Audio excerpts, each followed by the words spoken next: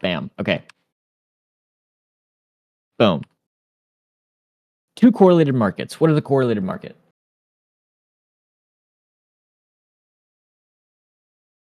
A correlated market means you have to have at least two. So for me, well, let's just talk about the definition first. Okay. A correlated market is a market that moves in tandem with another. Doesn't have to have the exact same price swings. The importance is that when one moves up, the other moves up, and when one moves down, the other moves down. A great example of this is NQ and ES. NQ being the Nasdaq, ES being the S&P 500. Okay. If I come over here to my handy dandy S&T chart, actually, let's continue with this first. The NQ and the S&P 500. Yes. Okay. SMT comes into play when we get a break in this correlation. One of these makes, instead of a higher high and a lower high, it creates a lower high and a higher high. This is what forms your SMT. When we have a crack in correlation in two markets, like this. Now, I do not take trades solely off of SMT. This is simply a confluence to the high time frame gap that we talked about prior. Okay. All SMT is showing is a potential shift in where smart money is interested in their orders being. Okay. You notice this on a lot of the important high time frames. If I come over here to the daily chart real quick, we'll pull up a side by side. Delete all these drawings, delete all these drawings. A really good example of this was actually very recently. Let's see if it was weekly SMT as well.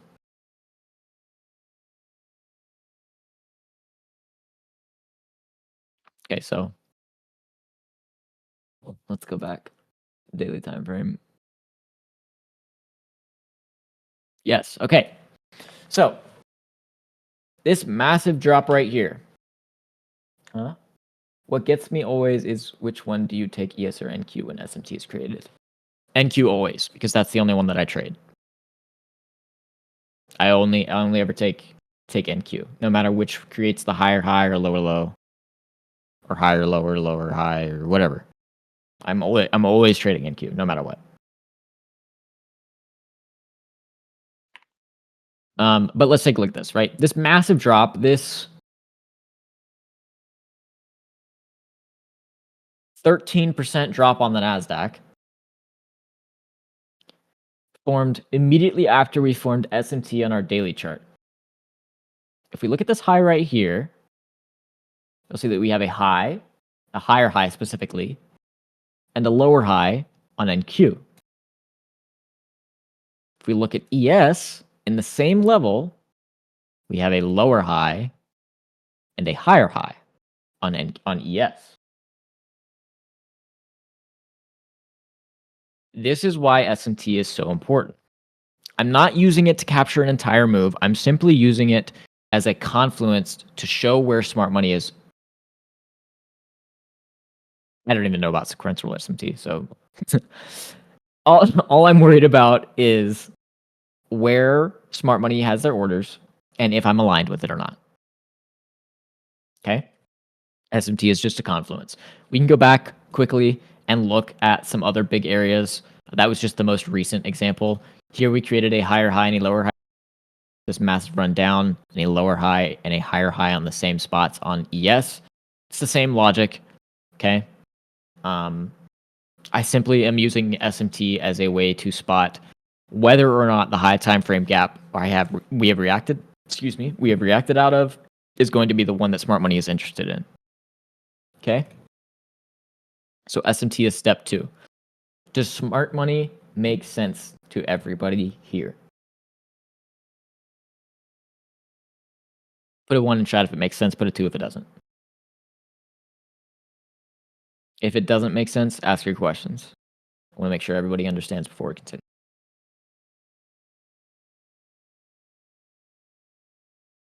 Okay, looks like we're all good on the SMT front. Okay, so coming back to the 3-step model down here, step 2 is SMT. So let's bring up ES here, and let's see what we're looking like. Oh god, I have to fix this 1 sec. That was scary. I hated that. If we look here on ES, you'll notice that NQ was able to take out this low here on the 4-hour. Now, you can use this low or this low, it doesn't matter. The point is that we tagged into this 4-hour gap, and we had SMT between one of these 4-hour lows. As you can see, we had a higher low and a lower low on NQ, and at the same level, this is Friday the 14th at 10 a.m. Friday the 14th at 10 a.m., we have a lower high and a higher high. Okay, so the SMT is there. We're ignoring anything in the middle. The only important thing is that SMT was also formed when we tagged into that high time frame gap. Okay, this can happen on any time frame. I specifically start looking at it.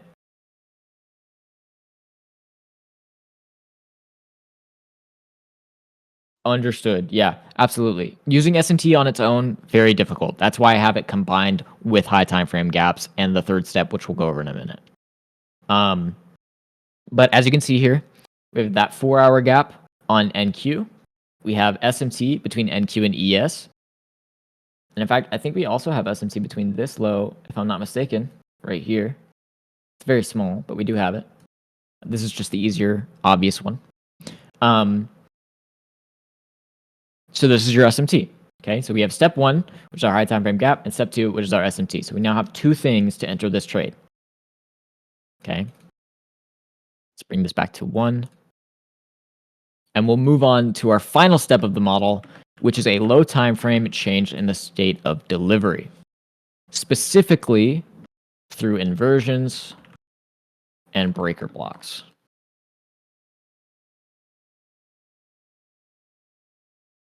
Okay.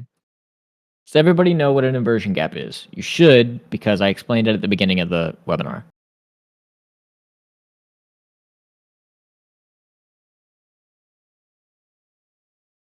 I love Patty so much. He's so funny. Okay, breakers. Does everybody know what a breaker is? Put a 1 in chat if you do, 2 if not.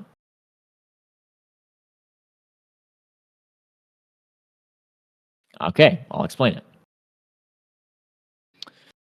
Get a good drawing up in here. Actually, we'll make it simpler and use lines for now because that's going to take way too long to draw out individual candles. So we'll talk about it this way.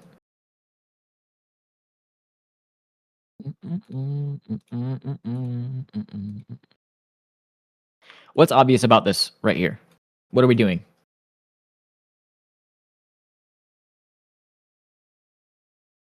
Lower lows and lower highs, correct.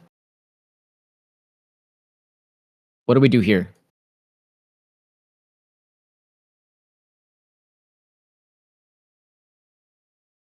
It is a break of structure, but what is causing the break of structure? What is this compared to this?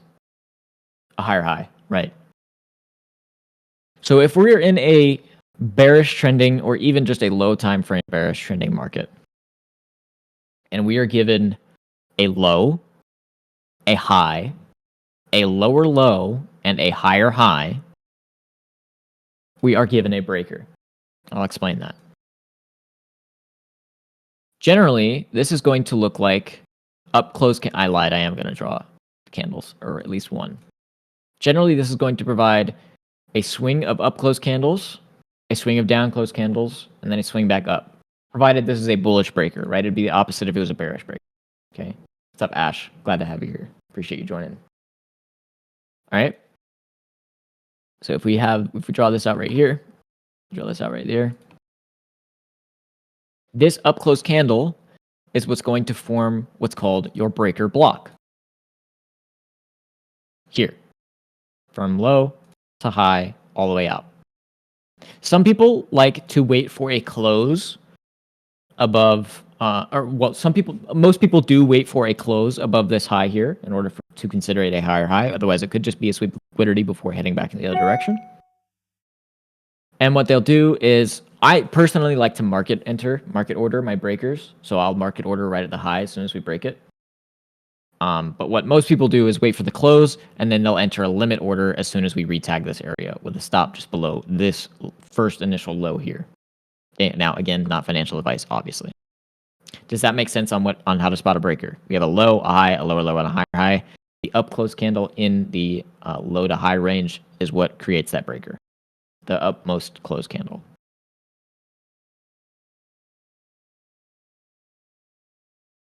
No, I mean I don't use the key level at all. I just the important part for me, like I said, I market order above the high. And if you don't feel comfortable doing that, you can enter here or here if you want to mitigate your risk. With a stop just below this. Now, personally, I like to have my stops a little bit wider. Some people like smaller stops. Some people like larger stops for safety or whatever. The only thing that really matters is that you're risking the same per trade. And yeah, I mean that's it. You're risking the same per trade, and you're risking according to your rules. So let's move this into the 3-step model. I realize it has been an hour. I appreciate you guys sticking with me through this. We're almost to the end. Okay. So let's look here. Let's hop on the 1 minute. Come back here. Two, can I share the custom one that you did for me the other week? Yeah. Sick. So I do macros a little bit differently than most. Actually, just like it's very, like tiny little difference. Okay. Let's see. Where do I have it? There's no way I don't have it favorited. You're kidding me. Oh, that should not have been shown. One sec. I'm going. Actually, wait. It should just be on my chart. What am I doing? Silly goose. Should be this one. Right? Yeah. Okay, sick. So I do macros a little bit differently. 2 Degrees was very kind to code this custom for me. If you'll notice, normally the macro tracker by 2 Degrees has the last 10 minutes and the first 10 minutes of every hour. Okay? That for me would be the 9:50 to 10:10 macro and the 10:50 to 11:10 macro, because I only trade from 9:30 to 11. Okay. The difference here is occasionally we will get a setup right at 9:30. But there has to be rules in place for me to enter around 9:30 because it's a very volatile time. The rules of that are very simple. We look at an extra macro. That macro is the 9:20 to 9:40 macro. Okay? It's the 20-minute range where 9:30 is smack dab in the middle. Okay? It is very important that the 3 steps here, especially mainly the last step, it is very important that this last step here occurs during one of those 3 macros: 9:20 to 9:40, 9:50 to 10:10, and 10:50 to 11:10. Okay? If you guys want this macro for yourselves, that's the wrong one. If you guys want this macro for yourselves, I will simply give you the link, because 2 is being very generous and allowing me to share it, which I love him for.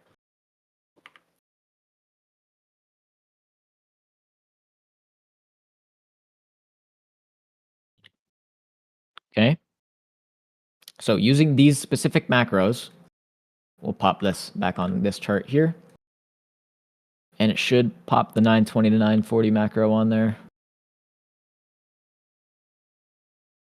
Oh, we're not there yet.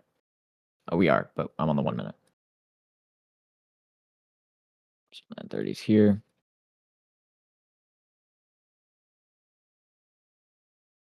Am I going insane? Might be.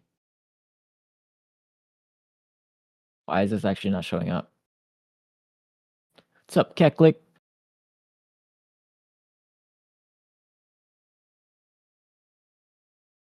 I did break the algo. I think so.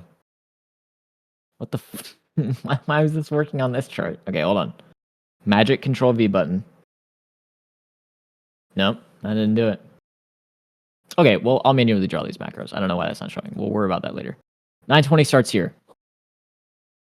Yeah, I trolled too hard. 920 starts here. 940 is here. What do we do between 920 and 940 here?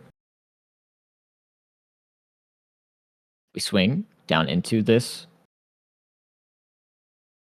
4-hour gap, and we'll swing deeper into it in a second. But the important part is the fact that we have a high time frame gap and SMT, and we're about to get a change in state of delivery.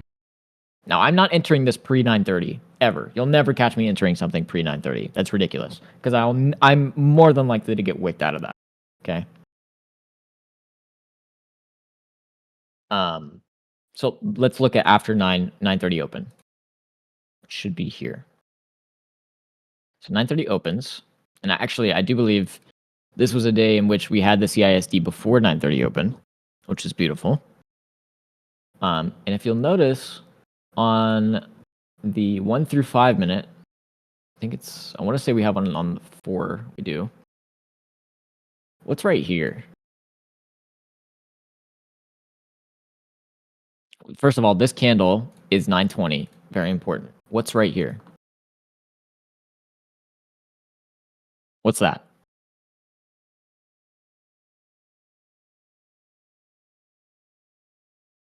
I know somebody knows the answer. It's very simple. What is this space here? Yes, good. It's a bearish fair value gap. More importantly, it is the highest time frame bearish fair value gap that we have between 920 and 940 and the 1 through 5 minute chart.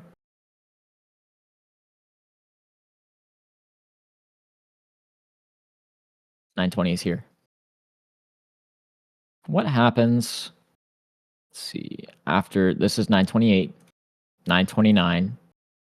What is this now?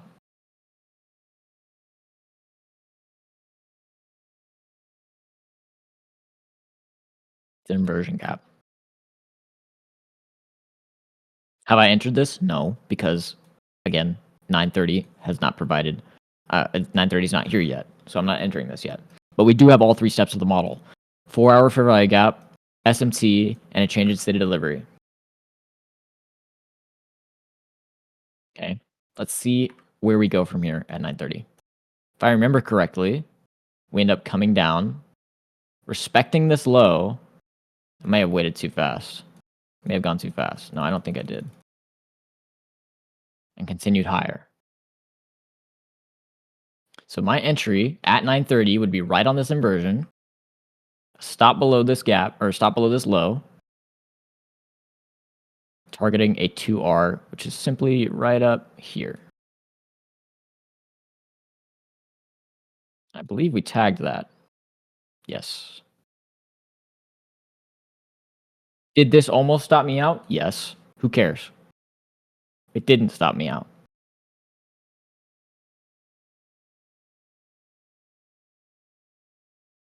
This is why I like to have my stops at the swing low that formed the SMT. Because oftentimes I will enter a trade and I'll be in drawdown, no question about it. Some people like to have 6 point, 10 point, 4 point, 1 point stops. I just cannot do that. It's not that I'm unwilling to learn how to do that. It's just not the model that I currently trade, right? We have to stick with the rules of the model, okay?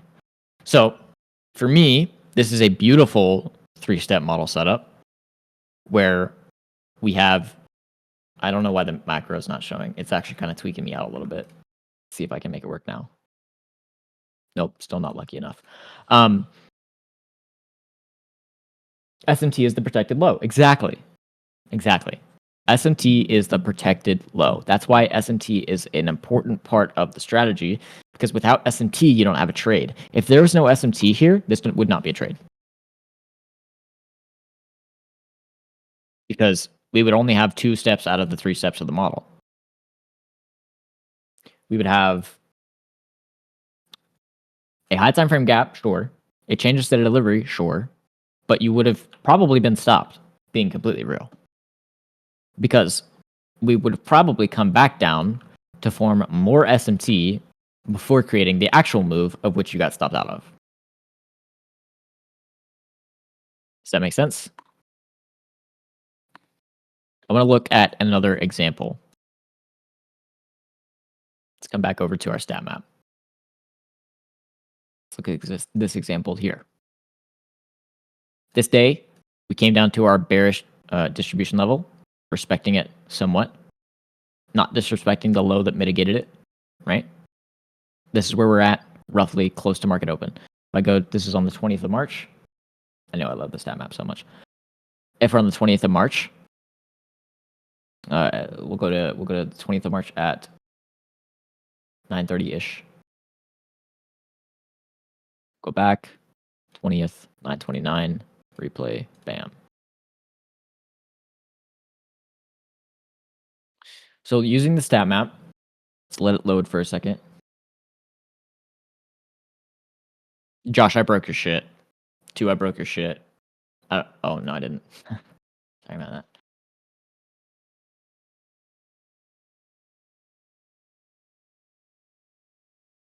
Hey, I bet the macros will work now.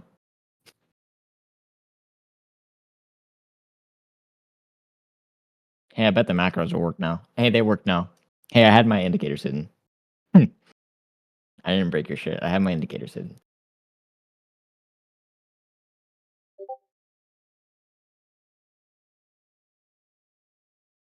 Okay. Continuing, acting like that didn't happen. It's not as bad as 2 not knowing what a fair value gap or SMT is. Let's be fair. If we're on the stat map, we came down to our bullish manipulation first, traded through that, so we're going to check our distribution level to see if we respect that. Okay, so this is still a bullish bias. Okay. So we're going to be looking for bullish fair value. Okay. We have a few different options here. We have this 4-hour gap here. We have this 4-hour gap here.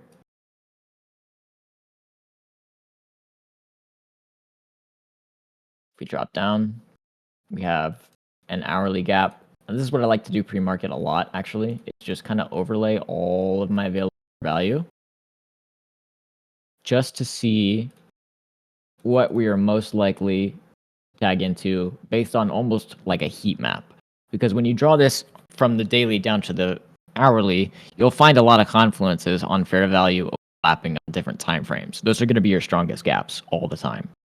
And it literally looks like a heat map. But anyway, it looks like we respected the 4-hour gap for this one. So we'll just keep it at the 4-hour gap.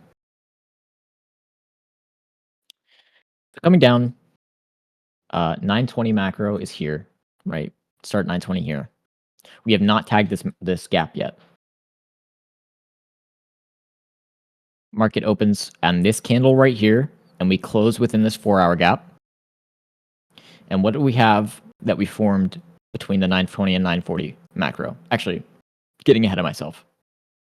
We're in our high time frame gap. We need to check for SMT now. So we pop this up. Go to the same time.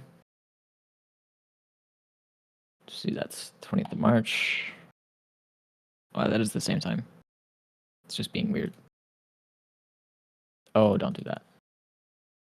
Don't do that. Don't do that. Don't do that. All right. Let's see here. Let's look at our high time frame first. See if we have any obvious SMT here. Nothing here. Let's go down to the 5-minute.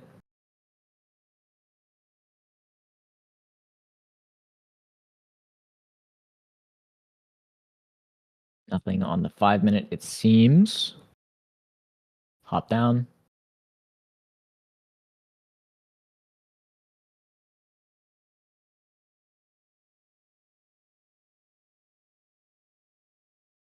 Seems like nothing on the 4-minute. So looks like we'll just look for the 1-minute for SMT. Skip ahead a candle, which we did have. So if you look at these 1-minute lows here, and this is what I'm saying about SMT, as long as it happens when you tag into the gap, it's okay, no matter what time frame it's on. Like, I'm willing to accept a 1-minute SMT any day. I will not go below the 1-minute, but I'm willing to accept a 1-minute SMT any day. Okay. We do have 1-minute SMT between these two lows here, 9:30 and 9:31 on NQ and ES in this 4-hour gap. Okay. So we have step 1 and step 2. I can put this back to one screen. We have a bullish bias. We have a 4-hour gap. We have SMT. Now the only thing I need left is a change in state of delivery. During this 920 macro, we created this 2-minute gap right here. The second we trade above that, close above that, regardless, I'm either going to get entered into this trade when we break this high, because this will be a breaker, or I'm going to enter into a trade as soon as we close above this 2-minute gap, whichever comes first. So in this case, I got in once we broke through the high because it didn't provide us an opportunity to enter. I chose the 2-minute because if we look through the 5 and the 2 is the only one that has a valid fair value gap for us to enter on between 920 and 940. That's the highest time frame change in state of delivery that we have between 1 and 5 for our actual entry. Okay. So, but we got tagged in here because this took off without us, right? So we probably would not get a re-entry on this. And if we did, it'd be a blessing. Okay. Now simply all we have to do is target a 2R. It's very, very simple. And you also have a devil's mark up here. So you can even target that if you want to. Play this through. Bam. Oh my God. It kept playing without me. And again, this could continue on without you. In fact, more than likely, a lot of the time you take a 3-step model setup, it will continue without you. That's okay. Your job as a day trader is not to catch the entire move. Your job as a day trader is not the entire move. Your job as a day trader is to catch a piece of the pie, take your money, and run. And then do it again the next day, and the next day, and the next day, and the next day. Slow and steady wins the race. Make sense?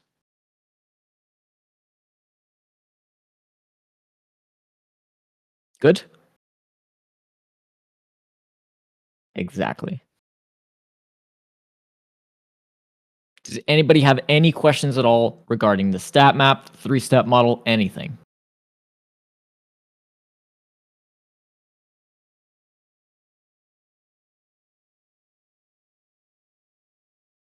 That is a super good question, Frank. Very, very, very, very, very, very good question. And I'll show you a good example of that. If you'll remember earlier, I talked about a daily gap that we'd close below consequent encroachment. Okay. Let me just hide all this real quick. And I'll show you which gaps I'm no longer willing to use. So let's find a good example. So over here. Here we have a 4-hour gap. Right? We wicked through it a few times. It's okay. Still willing to use it. Okay. The only time I will stop drawing a fair value gap on my screen, specifically for the bias, right? I don't draw bearish fair value gaps if my bias is bullish, right? I'll draw 15-minute ones, but that's for another topic. That's going to be a different webinar. We'll do that a different. It's kind of a different model altogether. But for this, we have a 4-hour gap, right? Let's just take it at that. Okay, we have a 4-hour gap. If on the 4-hour time frame, we can continue to close above this 4-hour gap, I will use it as a bullish fair value gap. The moment it closes below consequent encroachment, I will start using it as an inversion gap, like this. The second we close back above consequent encroachment, I get rid of the gap because then it's not being respected at all. Okay. So on the 4-hour, if we have a gap turned inversion, turned back bullish or turned back bearish, whichever was the initial move, then I get rid of it. Because more than likely what we'll end up doing is hopping down to a lower time frame, and that move will provide us with more fair value to use, like these 15-minute gaps, in which we can use those until they get disrespected. Does that make sense? Awesome.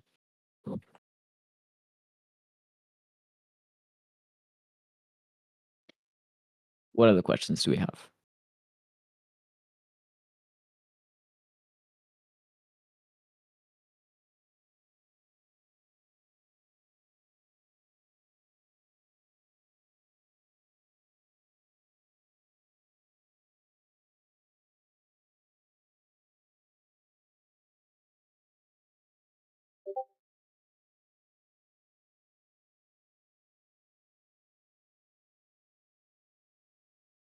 Correct. I'm only looking for bullish or inversion bullish, so meaning a bearish gap turned inversion to take price higher. If I have a bullish bias. If I have a bearish bias, I'm only drawing my bearish gaps or my inversion bearish gaps, meaning gaps that were bullish turned inversion, to take price lower.